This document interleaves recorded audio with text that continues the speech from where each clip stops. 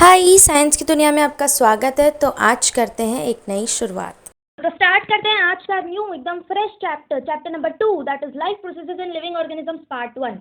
Life processes के जो भी पार्ट 1 पार्ट 2 है ना, दोनों बेस्ट चैप्टर्स है साइंस 2 के पोर्शन में।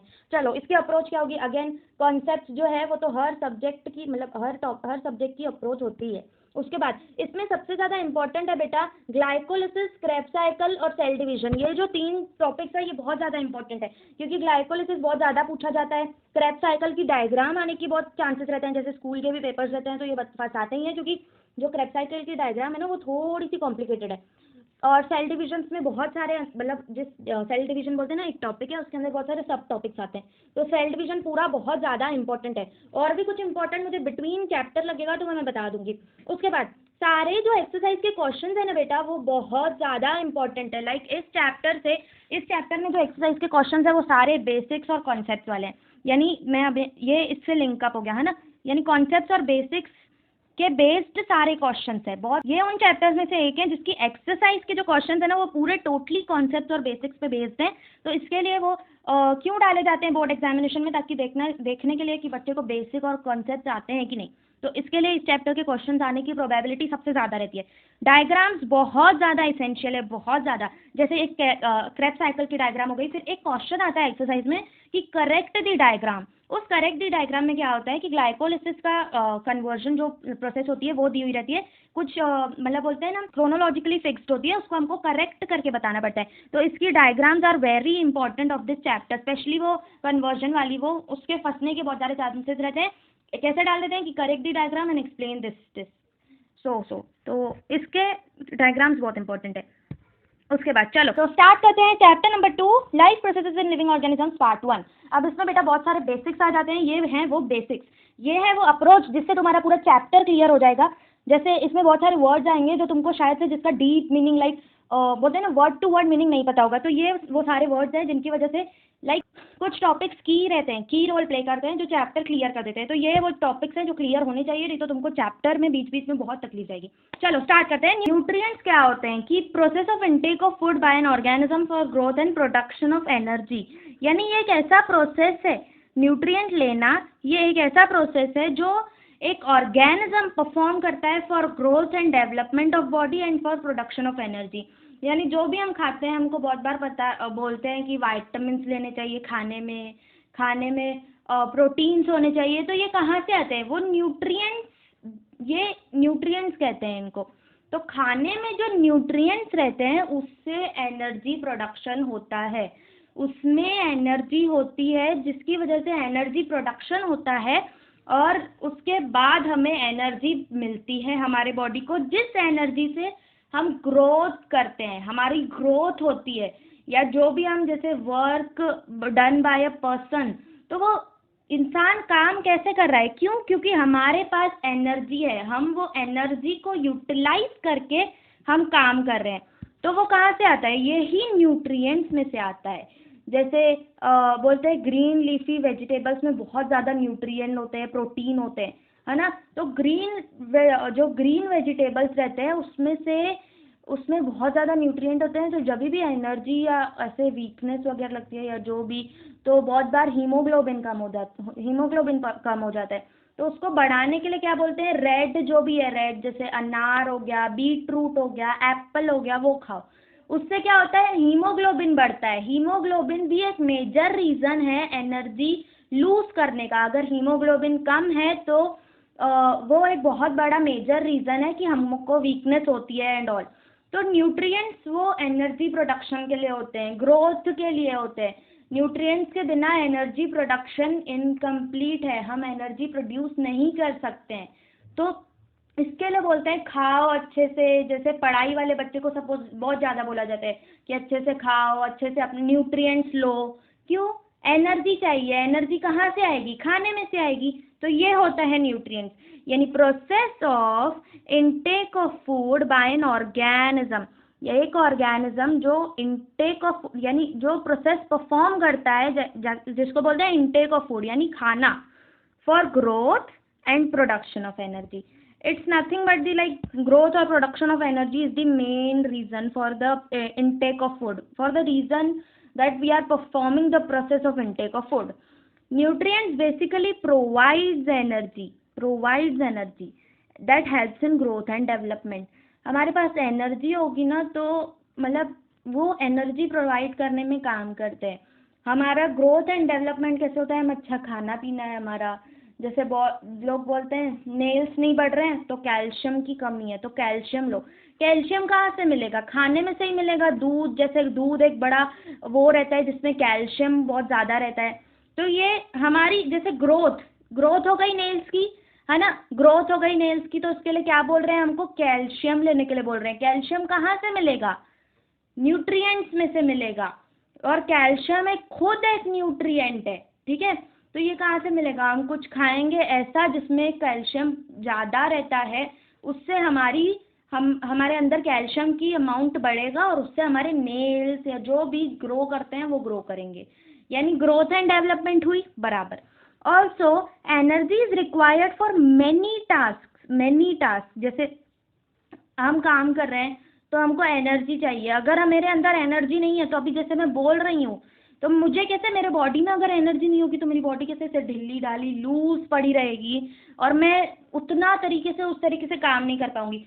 तो बॉडी में ऐसी बहुत सारी जगह रहती है बेटा जहाँ पर हमें एनर्जी की बहुत मेजर ज़रूरत रहती है. एनर्जी चाहिए रहती है, एनर्जी रिक्वायर्ड रहती है. चलने फिरने में लाइक हर बेसिक चीज़ जो हम करते हैं ना उसमें एनर्जी रिक्वायर्ड रहती है. तो ये कहाँ से मिलती है? ये न्यूट्रिएंट ही हमको प्रोवाइड करते हैं एनर्जी. यानी जो हम खाते हैं उससे ही हमको एनर्जी मिलती है. चलो, तो ये न्यूट्रिएंट्स पूरा क्रिस्टल क्लियर हो जाना चाहिए कि process of intake of food. ये तुम लिख भी सकते हो because it is very official language you know, या फिर तुम गूगल में भी देख सकते हो. गूगल में भी बहुत इजी डिफाइन किया गया है, बट ये बहुत इजी डेफिनेशन है कि process of intake of food by an organism for growth and production of energy. Nutrients basically provides energy, helps in growth and development. Also, energy required for many tasks. So it basically provides wherever it is needed. यानी जहाँ पे जैसे ही हमने खाया तो मैंने जैसे बताया था जो वेस्ट मटेरियल है सबसे पहले वो एक्सक्रिएट हो गया और बाकी जो इम्पोर्टेंट है वो या तो ब्लड अब्जॉर्ब कर लेता है for the production of energy. मैंने लाइफ प्रोसेसेस पार्ट 2 के फर्स्ट लेक्चर में बहुत डिटेल में न्यूट्रिशन पढ़ाया था, तो वो ही सेम चीज़ है, कुछ डिफरेंस नहीं है. अब ये होते हैं बेटा 6. तो ये जो है ये 6 बेसिक न्यूट्रिएंट्स है. ये 6th के बच्चे को भी पता होने चाहिए. तो तुम ये अच्छे से दिमाग में रख लो कि जब भी बोलता है कोई न्यूट्रिएंट्स कौन से होते हैं, सबसे पहला आता है कार्ब्स यानी कार्बोहाइड्रेट्स जो कि हमको हमेशा डॉक्टर बोलते हैं अपने खाने में विटामिन अच्छा जिसमें अमाउंट अच्छा है वो लो, जिसमें फैट्स अच्छे हैं वो लो. तो जो ये किस में से लेंगे? खाने में से लेंगे, यानी वो क्या है? न्यूट्रिएंट्स है. तो 6 बेसिक न्यूट्रिएंट्स कौन से हो गए? कार्बोहाइड्रेट, फैट्स लिपिड सेम होता है, ठीक है. कार्बोहाइड्रेट्स, उसके बाद आता है फैट. सबसे बेसिक न्यूट्रिएंट होता है कार्बोहाइड्रेट्स. उसके बाद आता है फैट्स, प्रोटीन्स, वाइटामिन. विटामिन नहीं होता है बेटा, वाइटामिन, मिनरल्स, वाटर. हर किसी का एक प्रॉपर सिग्निफिकेंस है. प्रोटीन का हम किस चीज़ में से मिलते हैं? जैसे कैल्शियम मैंने बोला, तो कैल्शियम जैसे वाइट चीज़ों में से ज़्यादा मिलता है. दूध हो गया, दही हो गया. तो जो भी जो वाइट चीज़ें रहती है ना उसमें ये एक है फैक्ट है, उसमें कैल्शियम ज़्यादा रहता है. तो हमको बार बार कैल्शियम की कमी होती है तो बोला जाता है दूध वाली चीज़ें ज़्यादा खाओ या दूध ज़्यादा पियो, ठीक है. तो कार्बोहाइड्रेट ज़्यादातर किस में रहते हैं? शुगर में. फैट्स तो हर चीज़ में रहते हैं. ऑयल हो गया और जैसे घी वगैरह हो गया, तो ये क्या है? फैट है. घी कैसा है? घी से बोलते हैं ना कि तंदुरुस्ती आती है और मतलब शरीर ज़्यादा ऐसे बोलते हैं ना कि मोटे हो जाते हैं वगैरह वगैरह. तो वो क्या है? फैट्स है. हम फैट अंदर जाके वो फैट प्रोड्यूस करता है. प्रोटीन्स बहुत सारी चीज़ों में से मिल जाते हैं खाने में ही. वाइटामिन हो गए, मिनरल्स हो गए. मिनरल्स यानी जो मिनरल्स कौन से होते हैं? जो कि जैसे अर्थ के नीचे जो क्रस्ट मतलब नीचे जो रहता है वहाँ पर प्रेजेंट रहते हैं वो सारे मिनरल्स. किस तरह आते हैं? प्लांट्स के कंज्यूम से। प्लांट्स क्या है? Plants is nothing but the vegetables. जो आलू टमाटर है वो प्लांट्स ही तो है, वो वेजिटेबल्स यानी मतलब प्लांट्स के अंदर फिर उन्होंने वेजिटेबल नेमिंग की है ना, बट हैं तो क्या, वो उगाए जा रहे हैं, यानी वो क्या है? प्लांट्स। तो उगा रहे हैं ना वो बेटा, तो नीचे जो अर्थ के नीचे जो सॉइल है उसमें सारे मिनरल्स प्रोड्यूस होते हैं, मिनरल्स प्रेजेंट होते हैं, वहाँ से जब उसका रूट तैयार होना शुरू होता है, यानी प्लांट्स में वो सारे मिनरल्स आ जाते हैं, और प्लांट्स जैसे हमने कंज्यूम किया तो हमारे अंदर सारे मिनरल्स आ गए। Clear? Water, water is the most like basic nutrient, और बहुत लोग बोलते हैं कि इसको न्यूट्रिएंट में मतलब न्यूट्रिएंट में नहीं गिन सकते हैं, लेकिन वाटर को कैसे नहीं न्यूट्रिएंट में गिनेंगे? जब भी हमें थकान होती है, जैसे समझो हम स्टेयर्स स्टेयर्स स्टेयर्स चढ़ के आए घाई घाई में, हमारी ब्रीथलेसनेस होती है एक, सबसे पहली चीज़ हम क्या मांगते हैं? पानी। खैर वो सबसे पहली चीज़ पानी नहीं पीनी चाहिए एकदम से ऐसे, जब हमने बहुत ज़्यादा क्या बोलते हैं रश किया हो या बहुत ज़्यादा एक्सर्शन किया हो तो एकदम से पानी नहीं पीना चाहिए। मैंने बताया कि एकदम से एक्सर्शन करने के बाद the first thing we require और we need and we ask for is nothing but the water. तो यानी वो एनर्जी को फुलफिल करने के लिए कहीं ना कहीं यूज़ हो रहा है, यानी वो भी एक न्यूट्रिएंट ही है बेटा। उसके बाद अब न्यूट्रिएंट हो गया, ये 6 बेसिक न्यूट्रिएंट्स हो गए जो तुमको अच्छे से याद रखने। विटामिन प्रोटीन भी बोलते हैं, जिस खाने में विटामिन कंटेंट ज़्यादा हो वो लो, प्रोटीन कंटेंट ज़्यादा हो वो लो, तो वही सब है न्यूट्रिएंट जिसमें से हमको जिस खाने में से एनर्जी मिलती है, जो प्रोसेस होता है, जो हम खाते हैं फिर वो एनर्जी प्रोड्यूस होती है अंदर जाके, उसको बोलते हैं न्यूट्रिएंट्स। अब न्यूट्रिशन क्या है?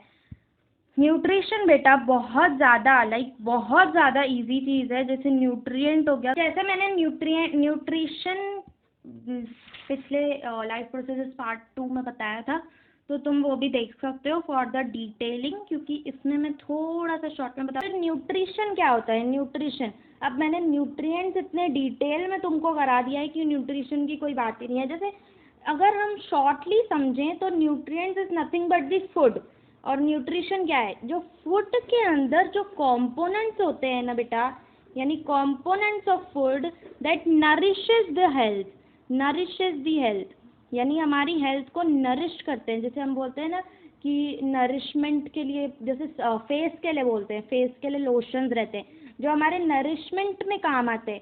तो जो न्यूट्रिशन रहता है ना उसमें, यानी न्यूट्रिशन क्या होता है? फूड में जो कंपोनेंट्स होते हैं जो हेल्थ को नरिश करते हैं, जो हमारी बॉडी को नरिश करते हैं, हमारी हेल्थ को नरिश करते हैं, बस that is nothing but the nutrition. यानी वो फूड के अंदर जो कंपोनेंट्स है जो हमारी हेल्थ को नरिश करेंगे, दैट कंटेन्स एनर्जी, यानी वो फूड के जो अंदर कंपोनेंट्स होते हैं ना, बस वो ही उनके अंदर ही एनर्जी रहती है, यानी वो कंपोनेंट्स के कंज्यूम करने से हमारे को एनर्जी मिलती है। न्यूट्रिशन है और ये उसके कंपोनेंट्स है, यानी कार्बोहाइड्रेट्स हो गए, फैट्स हो गए, यानी ये जो खाने में जिस भी पर्टिकुलर फूड में जो ये कंटेन करते हैं ना 6 बेसिक न्यूट्रिएंट्स, यानी न्यूट्रिशन जो कंपोनेंट्स ऑफ फूड है, और ये हैं वो components of food, carbohydrates, fats, proteins, energy, minerals, water, ये सारे वो कंपोनेंट्स हैं जो हमारी हेल्थ को नरिश करते हैं, जो हमको एनर्जी प्रोवाइड करते हैं। तो न्यूट्रिशन क्या है? Components of food that nourishes the health, that contains the energy, यानी जो एनर्जी कंटेन करते हैं, जो हमारी हेल्थ को नरिश करते हैं। कंपोनेंट्स होते हैं पर्टिकुलर फूड में, जैसे मिल्क में होता है कैल्शियम, वाटर में लाइक फैट्स किस में होते हैं? ऑयल, घी वगैरह में, और कार्बोहाइड्रेट्स शुगर में, ग्लूकोज वगैरह जो रहते, glucose is a form of carbohydrate, but sugar में जैसे कार्बोहाइड्रेट्स बहुत ज़्यादा रहते हैं। तो ये वो कंपोनेंट्स है। न्यूट्रिशन क्या हो गया? Components of food that nourishes health, that contains energy, जो एनर्जी कंटेन करते हैं, ये हैं वो कंपोनेंट्स। ठीक है बेटा, यानी न्यूट्रिएंट्स और न्यूट्रिशन के बीच में क्या डिफरेंस है? इनमें न्यूट्रिशन होता है, कार्बोहाइड्रेट्स में न्यूट्रिशन होगा, फैट्स में न्यूट्रिशन होगा, क्योंकि ये क्या है? फूड के कंपोनेंट्स हैं जो प्रोवाइड करते हैं एनर्जी, जो नरिश करते हैं हेल्थ को। यानी अभी न्यूट्रिशन और न्यूट्रिएंट्स के बीच में तुमको डिफरेंस भी समझ गया होगा और क्रिस्टल क्लियर हो गया होगा कि क्या डिफरेंस है और क्या मतलब क्या चीज़ है ये सब। अब आता है, एक सेकेंड, अब आता है next topic that is cellular respiration. Cellular respiration यानी रेस्पिरेशन के भी ना बेटा दो टाइप रहते हैं, दो तरीके से रेस्पिरेशन होता है। एक होता है बॉडी लेवल पे होता है और एक होता है सेल्यूलर लेवल पे होता है रेस्पिरेशन भी। यानी रेस्पिरेशन भी दो टाइप से होते हैं, एक होता है बॉडी लेवल पे, एक होता है सेल्यूलर लेवल पे। बॉडी लेवल पे क्या होता है, इनटेक, क्या होता है बॉडी लेवल में, intake of oxygen and exhale of carbon dioxide. यानी जो हम नॉस्ट्रिल्स, हमारे नॉस्ट्रिल्स से करते हैं वो होता है बॉडी लेवल पे। यानी हम क्या करते हैं, इन्वायरमेंट से ऑक्सीजन ले रहे हैं, यानी प्लांट्स वगैरह से इन्वायरमेंट से ऑक्सीजन ले रहे हैं और वापस उसको एक्सहेल करके कार्बन डाइऑक्साइड दे रहे हैं। तो ये बॉडी लेवल पे हो गया। ये कैसे, हमारे बॉडी का पार्ट जैसे नॉस्ट्रिल्स हो गए, ये कर रहे हैं, ये बॉडी लेवल पे हो गया। क्या किया हमने, बाहर की ऑक्सीजन ली और अपने अंदर जो कार्बन डाइऑक्साइड थी वो एक्सहेल की। इसको बोलते हैं बॉडी लेवल वाला respiration, respiration at body level. और सेल्यूलर रेस्पिरेशन बेटा क्या होता है, cellular respiration is the second type of, basically respiration में दो जो टाइप बताए, बॉडी लेवल और उसका दूसरा टाइप है सेल्यूलर रेस्पिरेशन। सेल्यूलर रेस्पिरेशन में भी और दूसरे टाइप, दो टाइप्स आते हैं। सेल्यूलर रेस्पिरेशन में क्या होता है, जो हमारे अंदर फूड कंपोनेंट्स है, यानी जो न्यूट्रिशन समझ लो, कंपोनेंट्स ऑफ फूड यानी जो जिसमें न्यूट्रिशन होता है ना, तो जो वो कंपोनेंट्स है ना खाने के, वो क्या होते हैं, इसमें सेल्यूलर रेस्पिरेशन में क्या होता है, उनका ब्रेक डाउन होता है। यानी वो टूटते हैं या तो ऑक्सीजन के प्रेजेंस में, यानी या तो उस जो भी ये ब्रेक डाउन हो रहा है इसमें या तो ऑक्सीजन प्रेजेंट होता है या तो एब्सेंट होता है। नहीं भी हो ना ऑक्सीजन तो भी वो टूटते हैं कंपोनेंट्स ऑफ फूड, और जैसे ही वो खाने के कंपोनेंट्स टूट गए एनर्जी प्रोड्यूस हो जाती है in the form of ATP. ATP is also known as energy currency, यानी रुपया, जो करेंसी मतलब क्या हो गया, रुपया। तो ये हमारा एनर्जी करेंसी होती है ATP। यानी फूड कंपोनेंट्स का जो ब्रेक डाउन हुआ उससे क्या हुआ बेटा, उससे प्रोडक्शन ऑफ एनर्जी हुआ। कंपोनेंट, जैसे मैं हमेशा बताती हूँ कि खाना जो है अंदर जाके जो वेस्ट मटेरियल है वो बाहर निकल जाता है और जो काम का रहता है उसके सॉल्यूबल जैसे जैसे बॉल्स बन जाते हैं, फिर वो ब्लड वगैरह में जहाँ पर ये एब्जॉर्ब हो जाता है और वहाँ जाता है जहाँ सेल को एनर्जी रिक्वायर्ड होती है। That is nothing but the cellular respiration बेटा। फूड कंपोनेंट्स का ब्रेक डाउन होना, प्रेजेंस है O2 की या नहीं है वो मैटर नहीं करता, और एनर्जी प्रोड्यूस हो जाती है। बहुत बहुत बेसिक और बहुत इजी बात है कि सेल्यूलर रेस्पिरेशन में क्या होता है। ये एक प्रोसेस है जिसमें खाना टूटता है, फिर ऑक्सीजन अवेलेबल, क्योंकि जब भी ब्लड में अब्जॉर्ब होता है ना बेटा खाना, तो वो ऑक्सीजन प्रेजेंस रहता है, लाइक ऑक्सीजन रिक्वायर्ड रहता है ना। किसी किसी रिएक्शन ऐसे रहते हैं जिसमें ऑक्सीजन रिक्वायर्ड नहीं रहता है, तो ये उसके भी दो सिग्निफिकेंस है, वो भी मैं तुमको आगे बताऊंगी। बट सेल्यूलर रेस्पिरेशन सिंपली ये समझो कि process of breakdown of food and other components in the presence or absence of O2, this is very important, presence or absence of O2, क्योंकि कभी एब्सेंट रहता है कभी प्रेजेंट रहता है, but that doesn't affect the cellular respiration, okay, for production of energy. यानी वही खाना टूटा और उससे एनर्जी बनी, लाइक दिस। अभी ये जो चीज़ है तुमको बहुत ज़्यादा लॉजिकल भी लग रही होगी। खाना टूटा, खाने में क्या है, न्यूट्रिशन है, यानी कंपोनेंट्स ऑफ फूड, यानी हो गए न्यूट्रिशन, खाना हो गया न्यूट्रिएंट्स, और उसमें से जो टूट के बनी यानी वो एनर्जी।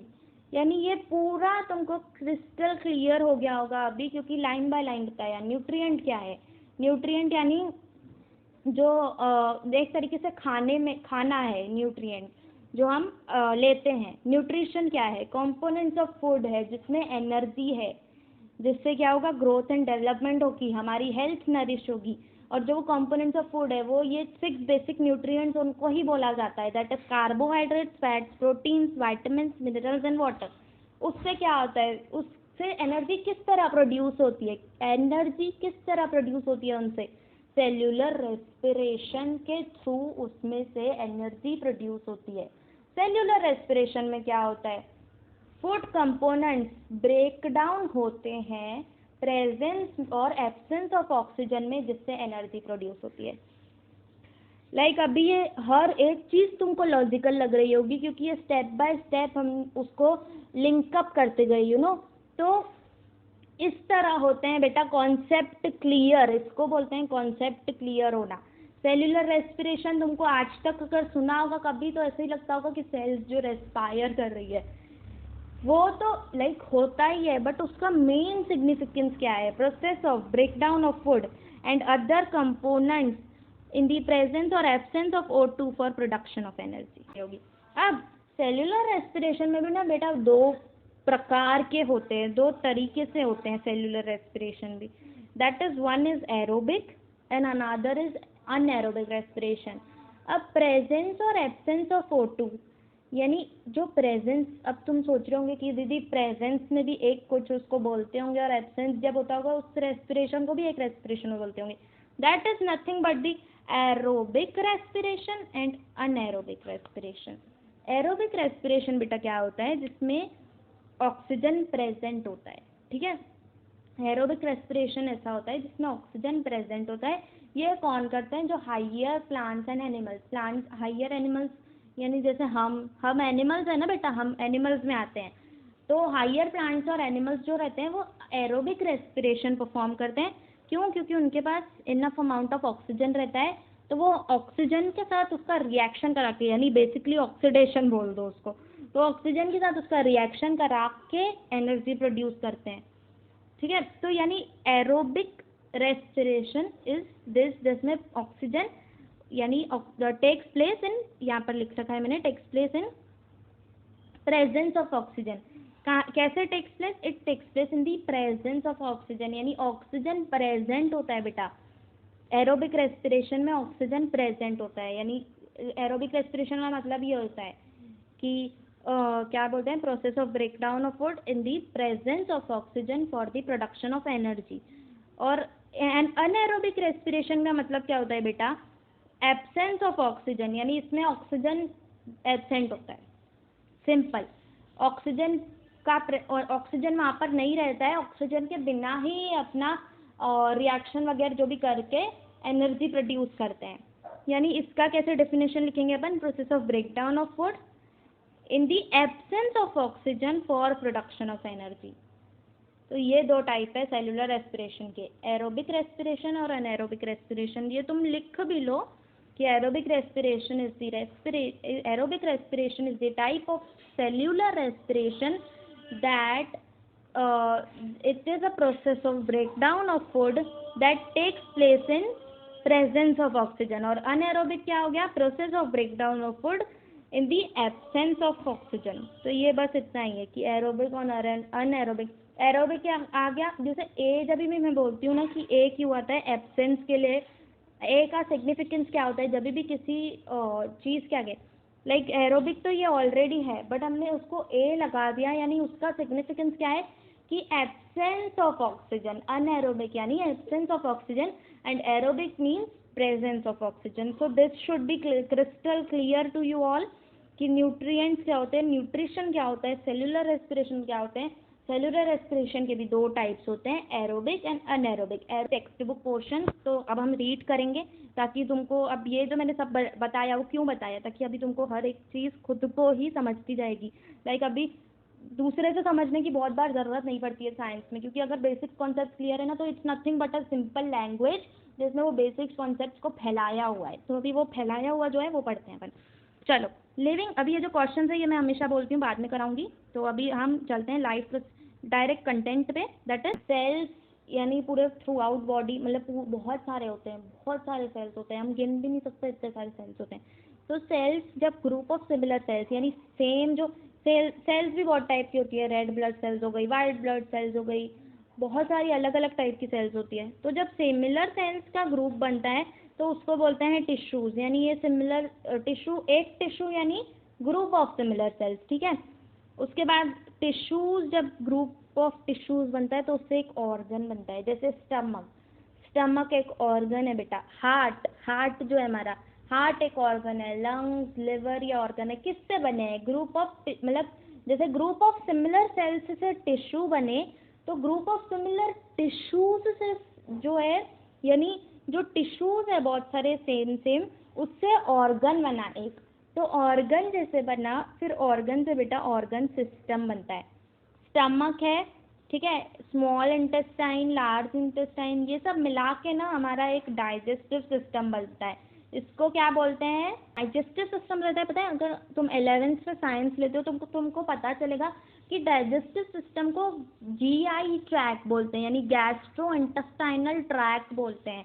यानी ये कैसा हुआ, कितना प्यारा कॉन्सेप्ट है बेटा। सेल्स थी बहुत सारी, सिमिलर सेल्स के ग्रुप से बना टिश्यू, सिमिलर टिश्यू से बना एक ऑर्गन बने, फिर बहुत सारे, मतलब जैसे सिमिलर ऑर्गन्स जो बने, जैसे स्टमक क्या करता है, वही कि फूड, मतलब फूड का डाइजेशन वगैरह का काम स्टमक करता है, फूड स्टोर करने का काम।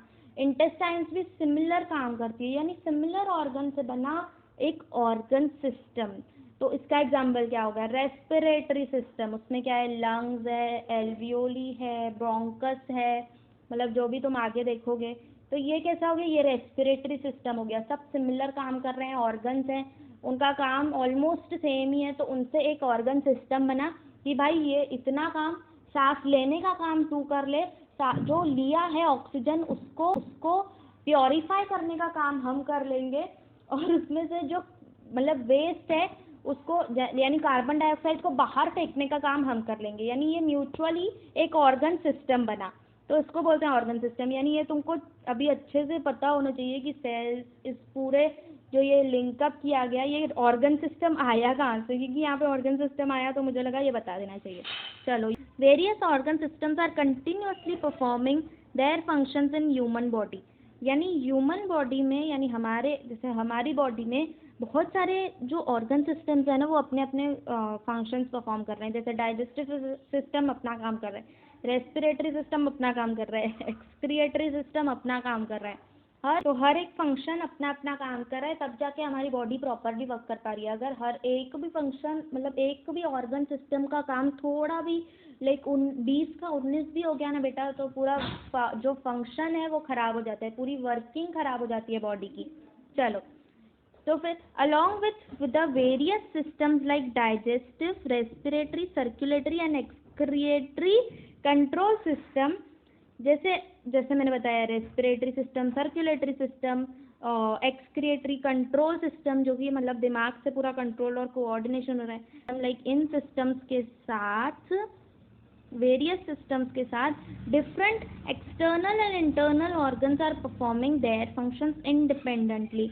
यानी जो डिफरेंट एक्सटर्नल और इंटरनल ऑर्गन्स है ना, वो अपने फंक्शंस इंडिपेंडेंटली परफॉर्म कर रहे हैं, इनके साथ इंडिपेंडेंटली। यानी डाइजेस्टिव सिस्टम जो है अपना फंक्शन इंडिपेंडेंटली परफॉर्म कर रहा है, ये डिपेंडेंट नहीं है किसी के ऊपर, खुद ही वो कर रहे हैं, ठीक है।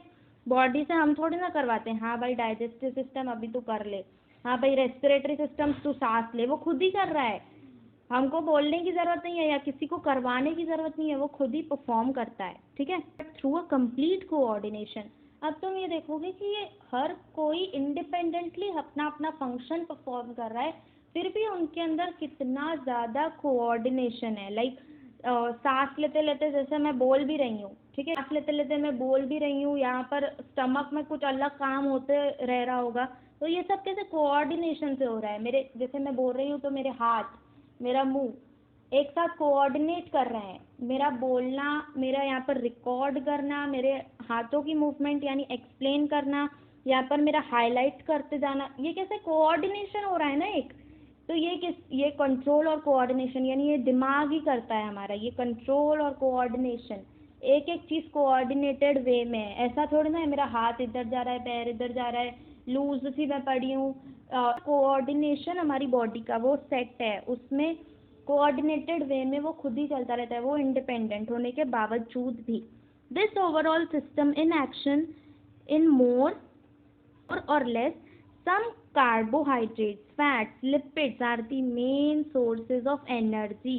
अब जब इसने बोला मेन सोर्सेज ऑफ एनर्जी, तो तुम्हारे दिमाग में आया होगा बराबर न्यूट्रिएंट्स और न्यूट्रिशन, है ना। इधर से अपन को एनर्जी मिलती है, मेन सोर्स ऑफ एनर्जी, यानी ये मेन बेसिक न्यूट्रिएंट्स है, मैंने बताया था। इनमें न्यूट्रिशन कंपोनेंट्स ऑफ फूड है, तुम्हारे दिमाग में तुरंत वो क्लिक हुआ होगा, ठीक है। Carbohydrate, fats and lipids are main source of energy. It is harvested by the mitochondria present in the cell. Cell में माइटोकॉन्ड्रिया आता है। माइटोकॉन्ड्रिया को पता है क्या बोलते हैं? पावर हाउस ऑफ सेल बोलते हैं, पावर हाउस बोलते हैं।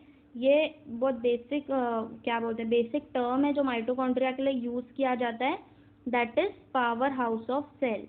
क्यों होता है ये पावर हाउस? क्योंकि सेल किस तरह रेस्पायर कर रहा है, सेल में क्या क्या हो रहा है, सेल का सब कुछ हैंडल करने वाला माइटोकॉन्ड्रिया रहता है। माइटोकॉन्ड्रिया लाइक रेस्पिरेशन में जो भी सेल जो भी परफॉर्म कर रही है चीज़ें सेल, वो सब कौन करवाता है? माइटोकॉन्ड्रिया। माइटोकॉन्ड्रिया एक तरीके से सिग्नल्स देता है, माइटोकॉन्ड्रिया उसको इन्फॉर्मेशन देता है कि अभी ये करना है तुझे, अभी ये करना है। तो इसके लिए उसको पावर हाउस ऑफ सेल बोलते हैं, यानी हर पावर कंटेन करता है, एनर्जी देता है सेल को सिग्नल्स देता है, सेल को बताता है कि अभी तूने ये करना है, अभी तूने वो करना है। तो इसके लिए माइटोकॉन्ड्रिया को क्या बोलते हैं? पावर हाउस ऑफ सेल बोलते हैं।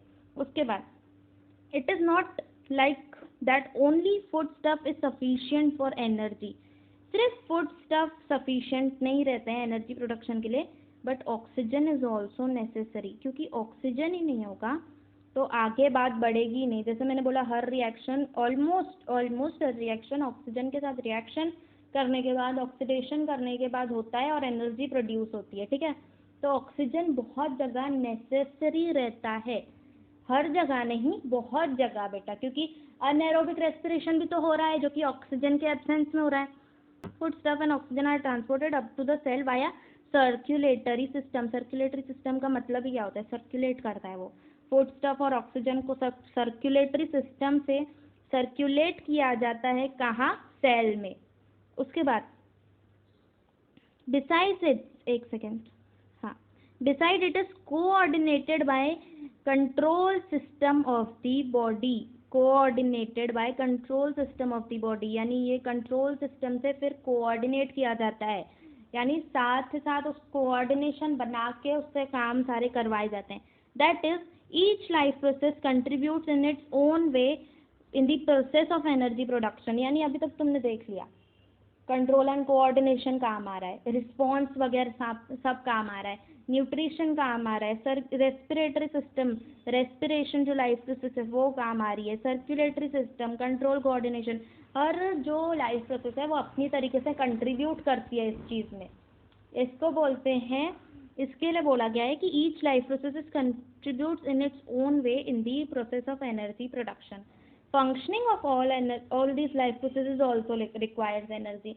यानी बात सबसे पहले कहाँ आ गई कि एनर्जी के बिना ये सब पॉसिबल नहीं है।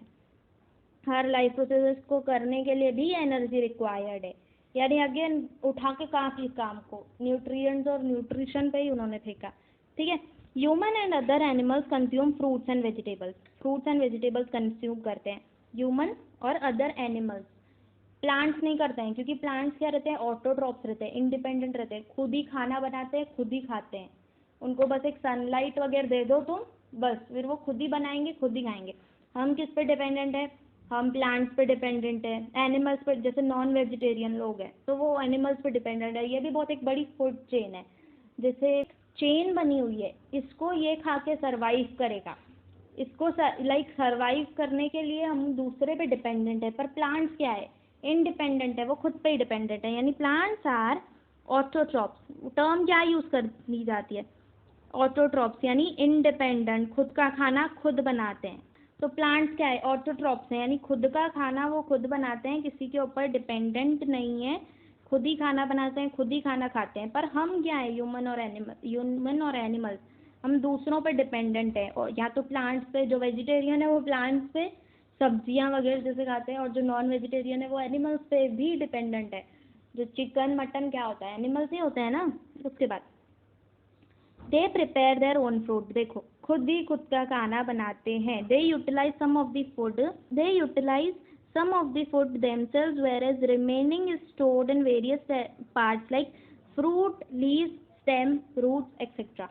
खुद का कुछ अमाउंट का खाना वो यूटिलाइज कर देते हैं फॉर एनर्जी प्रोडक्शन, ताकि उनको एनर्जी मिले आगे फिर से खाना बनाने के लिए। चमका बेटा देखो, कुछ खा लिया, यूटिलाइज कर लिया। यूटिलाइज क्यों किया? यूटिलाइज करने से एनर्जी बनी जो कि उनको आगे और फूड बनाने में हेल्प करेगी। बाकी उन्होंने स्टेम, रूट वगैरह वगैरह में रख लिया ताकि जब भी रिक्वायर्ड है वो फिर से उस चीज़ से ले सके। We consume all these various plant materials and obtain different nutrients. हम ये सारा खा के क्या क्या न्यूट्रिएंट्स ऑब्टेन करते हैं? Carbohydrates, fats, proteins, vitamins, minerals etcetera. पहले ही मैंने तुमको बता दिया कि ये सब कंज्यूम करके, यानी ये कंपोनेंट्स है उसमें, है ना, न्यूट्रिएंट्स में। प्लांट्स वगैरह क्या हो गए? न्यूट्रिएंट्स टाइप में हो गए जिसमें कंपोनेंट्स है, जिसमें न्यूट्रिशन है। न्यूट्रिएंट्स क्या हो गए? कार्बोहाइड्रेट्स। उनके अंदर जो कंपोनेंट है उसमें ही न्यूट्रिशन है बेटा। यानी हमको प्लांट्स खाने से क्या मिला? कार्बोहाइड्रेट्स मिला, फैट्स, प्रोटीन्स, वाइटामिन्स, मिनरल्स मिले। ठीक है। उसके बाद इन्होंने क्वेश्चन दे दिया है, which food materials do we consume to obtain these nutrients. यहाँ पर ही बेटा उसका आंसर नेक्स्ट पैसेज में आएगा। देखो, we obtain the carbohydrates from milk. Carbohydrates from milk, fruit, jaggery, sugar cane. देखो बताया था ना, शुगर में बहुत ज़्यादा अमाउंट में रहता है। Sugar cane, vegetables, potato, sweet meat, cereals like wheat, maize, रागी, जवार, मिलिएट, राइस एक्सेट्रा। यानी इन हमें कार्बोहाइड्रेट्स, देखो कितना रिच सोर्स है। कार्बोहाइड्रेट्स ना बहुत रिच सोर्स है, यानी ये बहुत चीज़ों से हमको कार्बोहाइड्रेट्स मिलता है। शुगर से मिलता है, दूध, फ्रूट्स वगैरह वगैरह जो भी ये नाम दिए गए हैं, इन सब से हमको कार्बोहाइड्रेट्स मिलता है। ये बहुत चीज़ों में से मिलता है, इसके लिए इसको क्या बोलते हैं? रिच सोर्स बोलते हैं। रिच सोर्स यानी ये बहुत चीज़ों में से ऑब्टेन हो जाता है। ठीक है। उसके बाद बट कुछ चीज़ें ऐसी रहती है जैसे प्रोटीन या वाइटामिन, उसकी बहुत कम कंपोनेंट्स रहते हैं, बहुत कम चीज़ों में वो प्रेजेंट रहता है। इसके लिए जैसे वाइटामिन हो गया, विटामिन डी के लिए हमको बोलते हैं, जैसे धूप से विटामिन डी मिलता है, तो ये बहुत कम चीज़ों में से मिलता है। बट कार्बोहाइड्रेट्स बहुत रिच सोर्स है, ऑलमोस्ट हर चीज़ में कार्बोहाइड्रेट्स रहते हैं। चलो, we get 4 kcal energy. 4 kcal क्या हो गया? 4 किलो कैलोरी, है ना। 4 किलो कैलोरी हमको कार्बोहाइड्रेट पर ग्राम ऑफ कार्बोहाइड्रेट में से, यानी 1 ग्राम हमने कार्बोहाइड्रेट खाया तो उसमें से हमको कितनी एनर्जी मिली? 4 कार्बोहाइड्रेट खाया तो हमको उसमें से 4 kcal यानी 4 किलो कैलोरी की हमको एनर्जी मिली। ये ना बेटा, ये वाला जो चीज़ है ये लर्न कर लो कि 1 ग्राम में से कितनी एनर्जी मिलती है, 1 ग्राम ऑफ कार्बोहाइड्रेट में से कितनी एनर्जी मिलती है। कुछ ऐसा डिफ़िकल्ट है नहीं, लर्न कर लो। ठीक है। Let us study the way by which this energy is obtained. यानी किस तरीके से हमको, वो तरीका भी देखते हैं किस तरीके से हमको ये एनर्जी मिलती है। कर लो, ये टर्म लर्न कर लो बेटा, ज़रूरी है, पता होना चाहिए। और अब भी एक और 9 kcal आएगी, वो शायद से प्रोटीन से रहती है। और ये जो भी दिए हुए हैं ना कार्बोहाइड्रेट किस में से मिलते हैं वो भी लर्न कर लो, ये वाले जो सोर्सेज है। ठीक है। अब next, living organisms and energy production. अब पढ़ेंगे कि लिविंग ऑर्गेनिजम्स में एनर्जी प्रोडक्शन कैसे होती है। ये observe and label the given diagram है। ऑब्जर्व और लेबल कर दो। ये लेबल मैंने तुम्हारे लिए कर दी है, बट देखो बेटा इसका जो एक एक सिग्निफिकेंस है ना, उसका बहुत डिटेल्ड एक्सप्लेनेशन है, बहुत ज़्यादा मतलब डिटेल में वो एक्सप्लेनेशन। तो अगर वो चाहिए तो उस पर मैं एक सेपरेट वीडियो बनाऊंगी। एक ही लेक्चर में एकदम ये सब नहीं कवर हो सकता है, बहुत लेंदी हो जाएगा लेक्चर। तो अगर इसका एक्सप्लेनेशन चाहिए, जैसे ट्रैकिया क्या होता है, lungs, diaphragm, alveoli, bronchus, larynx, mouth और नॉस्ट्रिल्स, अगर ये इसका एक्सप्लेनेशन चाहिए इसका, तो मैं एक डिटेल्ड अलग से वीडियो लेक्चर सिर्फ ह्यूमन रेस्पिरेटरी सिस्टम पे बनाऊंगी। इसमें पूरा ह्यूमन रेस्पिरेटरी सिस्टम कवर होगा। तो अगर वो चाहिए होगा तो कमेंट सेक्शन में बता देना। अब ऑब्जर्व, ये रीड कर लेते हैं, ये तुम मार्क कर लो और ये एक बार तुम चेक भी कर लेना कि सारे सही है ना। ठीक है। तो अब जैसे टीचर कराती है ये डायग्राम्स लेबल क्लास में, तो तुम एक बार चेक भी कर लेना, अगर कुछ होगा तो बता देना। ठीक है। In living organisms respiration occurs eight 2 levels. जैसे मैंने बताया कि लिविंग ऑर्गेनिजम्स में 2 तरीके से रेस्पिरेशन होता है, बॉडी लेवल्स होता है, एक बॉडी और एक सेल्यूलर लेवल। देखो मैंने तुमको बताया, पहले ही मैंने तुमको बता दिया। अभी तुम अगर खुद भी रीड करते थे ना बेटा, तो मतलब जैसे मैं नहीं एक्सप्लेन करती थी और तुम खुद भी रीड करते थे ना, तो पहले के बेसिस पे तुम्हारा आगे का लिंकअप होके पूरा क्लियर होते जाता था। तुमको मतलब दूसरे से फिर समझने की जरूरत नहीं पड़ती थी। ये होता है बेसिक्स और कॉन्सेप्ट का कमाल, ठीक है। तो दो लेवल्स आता है, body and cellular level. Oxygen and carbon dioxide are exchanged. Oxygen और कार्बन डाइऑक्साइड एक्सचेंज होती है बिटवीन बॉडी एंड सराउंडिंग, बताया मैंने, बॉडी इन्वायरमेंट सराउंडिंग सेम चीज, between body and surrounding. In case of respiration occurs at body level. In case of respiration, अच्छा तो ये क्या बोल रहे हैं, oxygen and carbon dioxide are exchange between body and surrounding. कब? जब केस किसका हो, बॉडी लेवल पे जब रेस्पिरेशन हो रहा। और जब cellular, in case of respiration at cellular level, food stuffs are oxidised. Food stuffs are oxidised यानी ब्रेक डाउन ही बोल सकते हैं। Food stuffs are oxidised either with और विदाउट हेल्प ऑफ ऑक्सीजन, जैसे बताया एब्सेंस और प्रेजेंस ऑफ ऑक्सीजन। तो ये तुम मेरे से नहीं भी करते थे, खुद ही समझ जाता था, ठीक है, क्योंकि बेसिक्स और कॉन्सेप्ट तुम्हारे मक्खन जैसे क्लियर हो गए अभी, ठीक है। तो बॉडी लेवल और सेलुलर लेवल क्या आता है, बॉडी लेवल में exchange of oxygen and carbon dioxide with the surrounding, और सेलुलर लेवल पे क्या होता है, food stuffs are oxidised either in the presence और एब्सेंस ऑफ O2, ठीक है। अब ये क्वेश्चन में फर्स्ट क्वेश्चन करा देती हूँ, सेकंड तुम्हारे पल्ले नहीं पड़ेगा जब तक मैं केमिकल रिएक्शन और इक्वेशन कंप्लीट नहीं करूँगी। फर्स्ट बता देती हूँ, क्या बताया है, how many items of C, H and O are respectively present in a molecule of glucose. क्या बोल रहे हैं, ग्लूकोज में C, H और O के कितने कितने एटम्स प्रेजेंट रहते हैं, ठीक है। बहुत सिंपल है, ये बताया होगा, बेसिक वो है उसका, C6, रुको यार, 6H12O6, इस तरीके से। यानी ये है, ये देखो C के कितने एटम्स प्रेजेंट है, C के कितने एटम्स प्रेजेंट है, 6, H के 12, O के 6।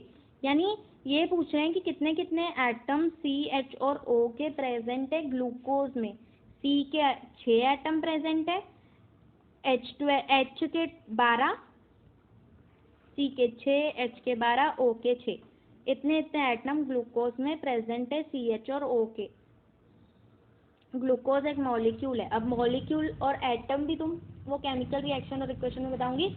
एटम्स रहते हैं, एटम्स इतने छोटे रहते हैं, बहुत सारे एटम्स को मिलके एक मॉलिक्यूल बनता है, उसका भी मैं केमिकल रिएक्शन एंड इक्वेशन में बताऊंगी। बट इतना समझ के चलो, एटम्स बहुत स्मॉलेस्ट पार्टिकल होता है जिससे बहुत सारे एटम्स को मिला के एक मॉलिक्यूल बनता है। यानी ये एटम्स है, ये इतने एटम्स को मिला के ग्लूकोज का एक मॉलिक्यूल बना, ठीक है। उसके बाद कार्बोहाइड्रेट्स ऑफ फूड, अब ये पैसेज पे आ जाओ, ठीक है। Carbohydrates of food stuff that we consume every day are mainly utilise for production of energy. खुद ही समझ गया होगा, क्योंकि इतना डिटेल में मैंने वो पहला पन्ना क्यों पढ़ाया से, जो फालतू लग रहा होगा पहले तुमको, इसलिए पढ़ाया था कि चैप्टर खुद ही समझ जाएगा तुमको अभी। Carbohydrates of the food that we consume every day are mainly utilise for production of energy required for daily need. This energy is obtained in the form of ATP। बताया मैंने, ATP क्या होता है, एनर्जी करेंसी होता है। यानी energy किस form में हमारे पास रहती है, ATP के फॉर्म में रहती है। ATP को क्या बोलते हैं, energy currency.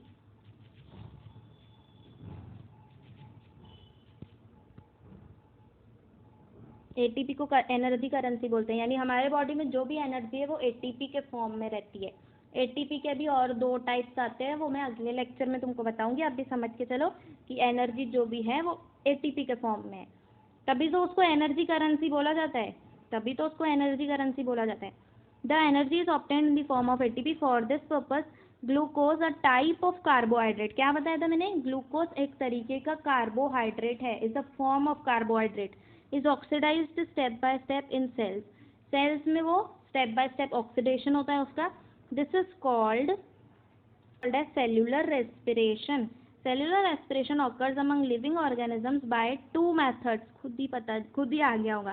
Cellular respiration occurs among the living organisms by 2 methods. The 2 methods are aerobic respiration, oxygen is involved, and anaerobic respiration, oxygen is not involved. ध्यान रखना, not involved. In aerobic respiration, glucose is oxidized in 3 steps. या उसको glycolysis बोलते हैं, जो कि मैं बताऊंगी अगले लेक्चर में। तो अभी तक का तुमको पूरा क्रिस्टल क्लियर हो जाना चाहिए अगर ध्यान से सुना होगा। तो पहला जो पन्ना था वो एकदम ध्यान से सुनना, उसके बाद पूरा चैप्टर तुम्हारा खुद ही निकलते जाएगा, क्योंकि वो एकदम बेसिक लेवल बताया था, उससे पूरा चैप्टर लिंक होते जाएगा। ठीक है। अब अगले लेक्चर में भी मैं तुमको पहले ग्लाइकोलिसिस का मतलब बेसिक सब बताऊंगी, क्रेब्स साइकिल वगैरह का, जिससे वो पूरी टेक्स्ट बुक तुम खुद रीड कर पाओगे और खुद ही समझती जाएगी। अभी तक तुमको एक भी टर्म ऐसी नहीं होगी जो बेटा समझी नहीं होगी। क्या हुआ, बस कार्बोहाइड्रेट से जिससे एनर्जी प्रोडक्शन हुआ, एनर्जी एटीपी के फॉर्म में थी, एटीपी को एनर्जी करेंसी बोलते हैं। उसके बाद कार्बोहाइड्रेट जो है वो सेल्स में ऑक्सीडाइज हुआ स्टेप बाय स्टेप, उसको बोलते हैं सेल्यूलर रेस्पिरेशन। कार्बोहाइड्रेट क्या है, सॉरी ग्लूकोज क्या है, एक कार्बोहाइड्रेट का फॉर्म है। ये जो हुआ इसको सेल्यूलर रेस्पिरेशन बोलेंगे। सेल्यूलर रेस्पिरेशन के दो टाइप्स, एरोबिक यानी जिसमें ऑक्सीजन प्रेजेंट रहती है, अनएरोबिक जिसमें ऑक्सीजन प्रेजेंट नहीं होती है। Glucose is further oxidised in 3 steps and that I will explain in the next class. तो ठीक है बेटा,